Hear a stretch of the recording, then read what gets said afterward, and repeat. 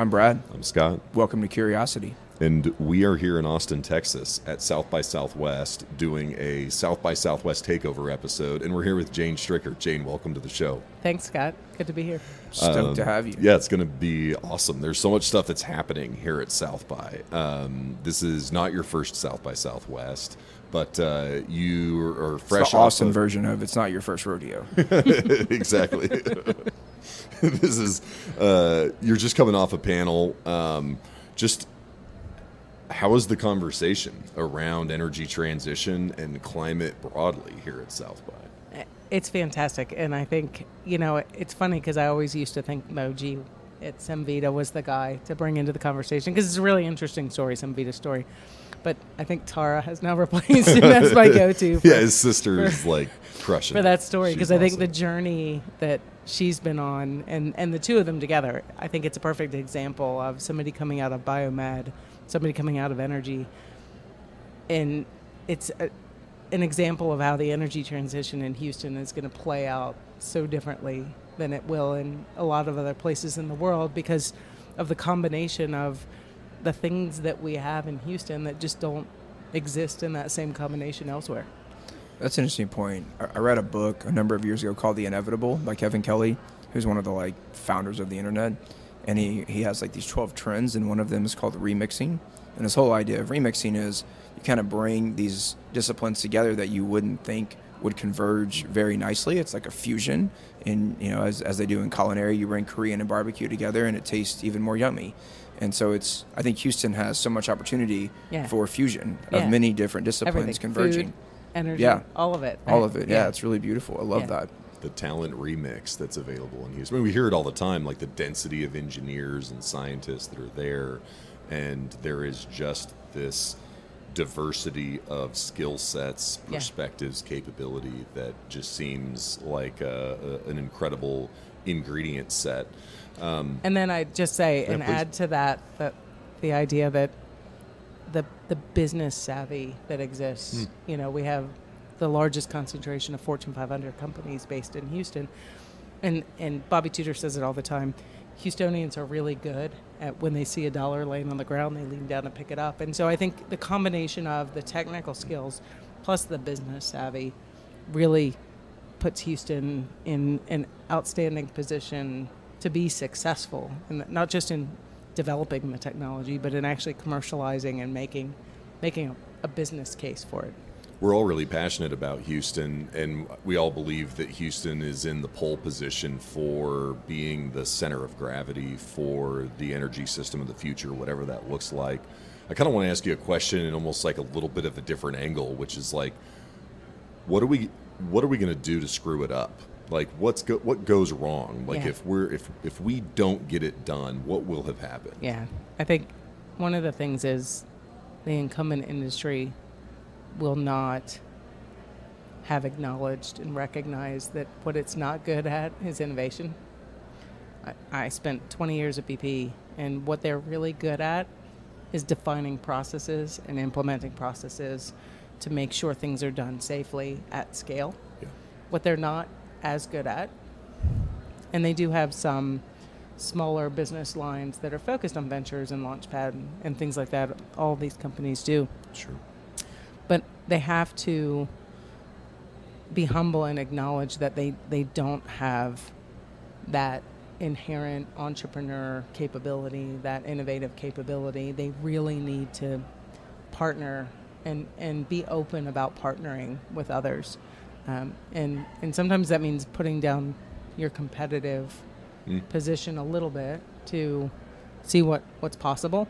And I think that's a place where we can screw it up. I think another place that we can screw it up is just not being thoughtful about the way it transitions from our universities into our startup community. How do we bring more people? You look at schools like A&M, which were really built on the concept of teaching somebody how to be a leader in a big business. Giga Mags. Whoop. But they don't develop their talent necessarily to be a founder in a startup and be entrepreneurial in their thinking. They teach them to be big leaders of big organizations. And so those are the places where if we don't if we're not thoughtful about the way our universities are plugging in to the system, about the way that they are bringing talent through and creating opportunities for people to start their own businesses, to be leaders in the energy industry, I think those are sort of, in my mind, the two areas where we could really fall down. That's really helpful. Mm-hmm. It's interesting, like thinking about the whole narrative, what you were just sharing, it reminded me of the study that was done between Great Houston Partnership, the Mayor's Task Force, and Accenture a number of years ago now, going back to 2017. And from what I understand, there was a pretty simple question that was asked: how innovative is Houston? We got two very different answers.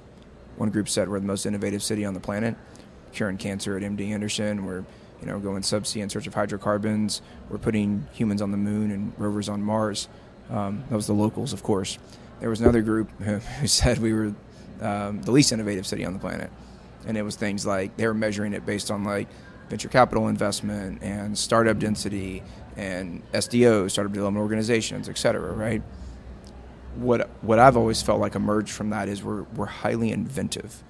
We're great at like being makers in a very scientific and engineering type of way, and just, inventing things that blow my mind all the time. You actually mentioned some Vita Factory, and I was talking with Moji recently. He was sharing with me, and I'm going to get this completely wrong, so please correct me, but something about bacteria in downhole drilling environments that are no longer active, I guess. And they take the bacteria off and they turn it into some kind of fuel. Is that close-ish? You're in the zip code. Okay, perfect. Yeah. That's as far as I need to be. But it's true though, right? Like there's this idea of like, man, we're amazing at invention. But innovation is kind of that layer of creativity and imagination and serendipity, and we kind of cringe at that. And being a hyper creative human, like it can be interesting to have those conversations. I will say though, in my experience from 2018 to 2023, the shift in the mindset in the incumbent industries has gone from what is this thing of like creative and imagination to like, I get it and I believe in it and I want to be a part of it, but it's very new to my reality. And so how do you feel like we can kind of like connect those dots? Yeah. Because I don't think we've quite done that yet, but I think there's an ambition to do it. Yeah, I do think that's probably true. Houston is very much a problem-solving city. And so if we get shit done. If we look at the energy transition as a problem that needs to be solved, then we are very much looking at it in a way that Houston can be successful. But there is an aspect of this that is, what haven't we thought of yet that you can't even imagine? Yeah. We know that a lot of the tech needed to solve for the transition hasn't even been invented yet. And so it's not always going to come out of research labs at a university. A lot of it will, but a lot of it will come from that imaginative, inventive thinking. And that's where I think a story, particularly like Moji's and Tara's, is particularly relevant, because they took two things that were seemingly completely unrelated and imagined how they could fit together. And so I do think that it's changing a bit in Houston in terms of there is more what if, how do we get there, what are the possibilities than there used to be.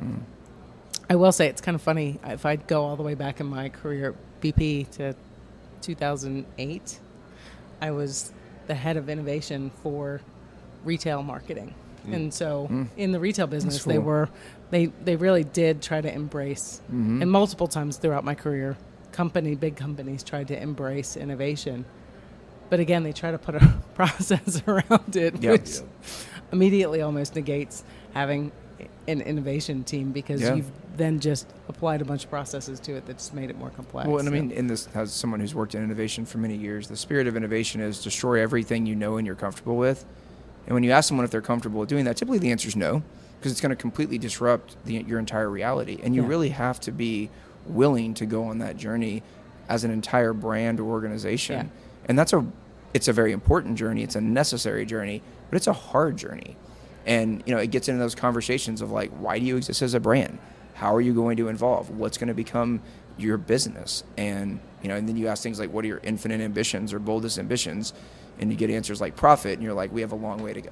That's an obvious one. We know we need the fuel to advance our ambitions, but we got to get deep in our own psychology and humanity and identity in order to do that well.